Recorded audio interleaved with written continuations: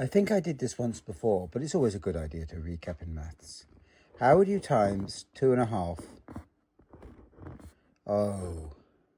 by 1 1/7? Well, first of all, I'm afraid you've got to turn them into improper fractions. And the way you do that is you multiply the denominator, the bottom number, by the big number and add on the top number. So that's 2 times 2 plus 1 over 2. And we're going to be timesing that by 1 times 7 plus 1 over 7. So it's that times that plus that. So that's 5 over 2 times 8 over 7. Well, 2 goes into itself once, because remember you're allowed to cancel as long as you go across that line, 4. So we end up with 20 over 7. And then, just to finish it off, we have to go, how many times does 7 go into 20? Well, 21 is 3, so 2 with 6 sevenths. And there it is. Alternatively, if I have 5 3/4 times 1 3/5, same setup.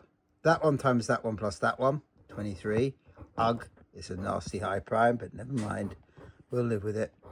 Times over 5, 8. Once, twice, 46. And you can see it all resolves incredibly easily. I don't know that I've engaged brain. I know my tables, and that does help. But it's almost an automatic process. I take that one, I times it by that one, I add on that one. 1 times 5 plus 3, 8. Cancel, because I could cancel that one with that one, but I can't. There.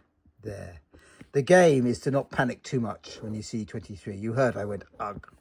23 is a high prime, so you kind of don't really like it in calculations. But it behaved itself. It's also worth pointing out, if you were doing this as decimals, that would be that one. And that would be 1.6.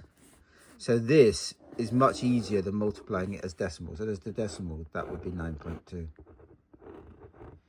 Because the decimal paper method doesn't exist terribly easily, but the fraction does.